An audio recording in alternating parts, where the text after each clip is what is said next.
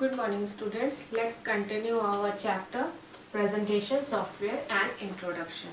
Today we learn about viewing a presentation. आज हम topic करेंगे viewing a presentation कि presentation के कौन कौन से व्यू होते हैं। 4 तरह के व्यू होते हैं, normal view, slide sorter view, slide show view, reading view. ठीक है, तो let's open your book, page number 71. Viewing a presentation. PowerPoint provides different views which allow us to view the presentation in different forms. While creating a presentation, it is helpful to see the entire content, to reorganize it, and to see what the audience will view during the presentation.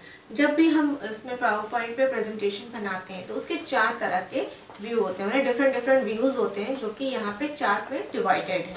ठीक है, ये आप user को या audience को ये provide करता है कि किस तरीके से आप अपना प्रेजेंटेशन उनके सामने रख रहे हैं, और इसके चारों के अलग अलग फीचर्स हैं कि किस में क्या है, क्यों इसको अलग किया गया है, ये हम आगे अलग अलग पढ़ेंगे। ठीक है, PowerPoint has several way of viewing slide while creating it.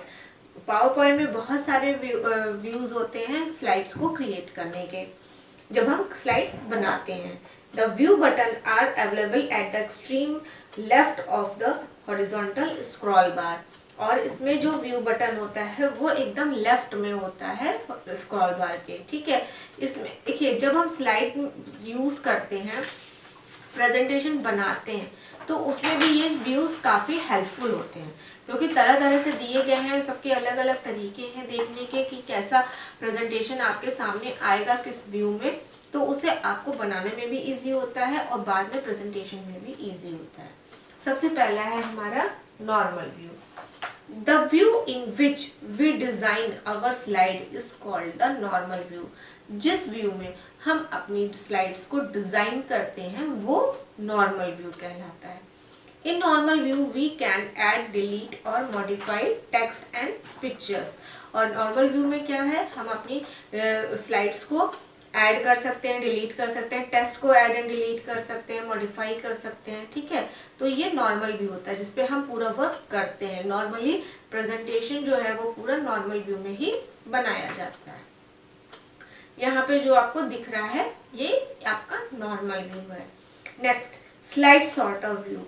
It displays a miniature view of all the slides in a presentation. In slide sorter view, we can change the order of slide, copy and delete the slides. इसमें देखिए क्या है, पहले ऊपर वाले में क्या दिख रहा है आपको, एक स्लाइड दिख रही है और लेफ्ट साइड में जितनी आपकी प्रेजेंटेशन की स्लाइड है वो लेफ्ट साइड में दिखाई दे रही है कि कैसी कैसी हमारी कौन कौन सी स्लाइड्स हैं। ठीक, और इसमें क्या है, स्लाइड सॉर्टर व्यू में एक ही स्क्रीन पे सारी स्लाइड 1 by 1 शो हो रही है। इसमें आप क्या है कि कोई भी स्लाइड को डिलीट करना चाहते हैं, ऐड करना चाहते हैं तो कर सकते हैं, और उनका सीक्वेंस भी चेंज कर सकते हैं। जैसे कि 1 2 3 स्लाइड्स हैं, तो आप चाहते हैं सेकंड नंबर की स्लाइड फर्स्ट नंबर पे आ जाए और फर्स्ट नंबर की स्लाइड थर्ड नंबर पे या सेकंड नंबर पे चले जाए, तो वो भी आप इसमें चेंज कर सकते हैं। थर्ड है slide show view. The slide show view shows all the slides of our presentation starting from the current slide or the selected slide. Follow the given step. Slide sorter view जो slide show view जो है वो सबसे ज़्यादा popular view है।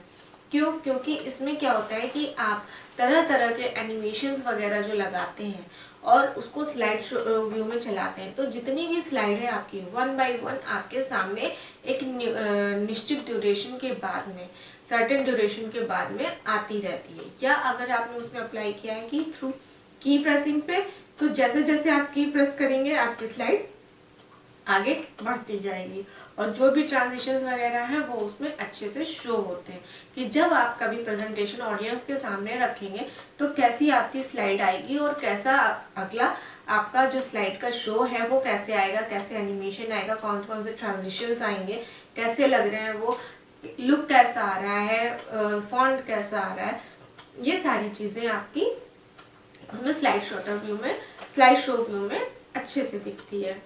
ठीक है, फिर आते हैं इसके स्टेप्स होते हैं कि हम इसमें क्या कैसे करते हैं। Click on the slide show tab, जो स्लाइड शो टैब है वहाँ पे क्लिक करेंगे। सेलेक्ट फ्रॉम बिगनिंग ऑप्शन और बिगनिंग ऑप्शन ले लेंगे। To move to the next slide click the mouse button और यूज इंटर स्पेस की।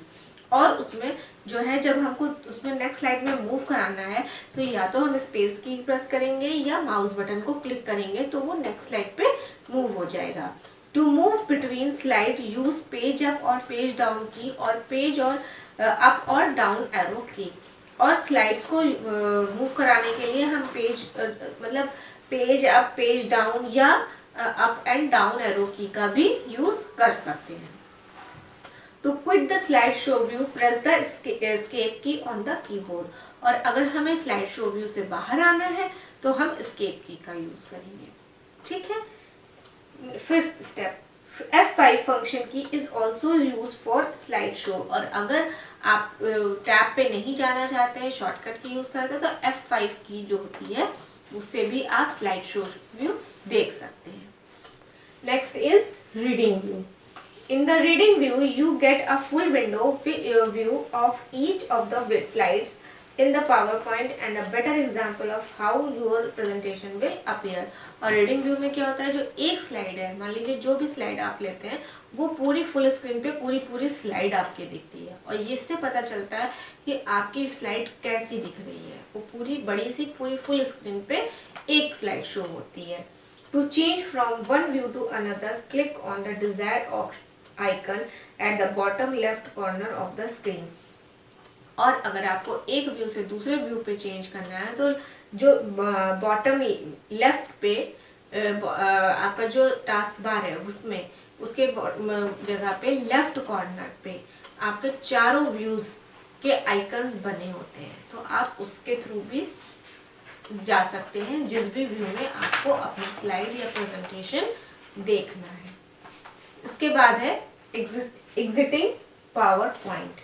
अब हम कैसे पावर पॉइंट से एग्जिट करेंगे। ठीक, to close the presentation and exit from power point click on the close button. और पावर पॉइंट से एग्जिट करने के लिए जो ऊपर का क्लोज बटन होता है वहां पे क्लिक कर देंगे। और टाइटल बार पे we can close a power point presentation by clicking on file close option also. और जैसा कि वर्ड में भी मैंने बताया था आपको कि फाइल टैब में जाकर के क्लोज ऑप्शन पे क्लिक करेंगे तो भी आपका क्लोज हो जाएगी एप्लीकेशन। ठीक है, तो ये था बच्चों हमारा पावर पॉइंट का चैप्टर जो कि यहाँ पे फिनिश हो गया। ये चैप्टर हमने आज पूरा एक्सप्लेन करके आपके एक एक टॉपिक्स को कवर करके फिनिश कर दिया।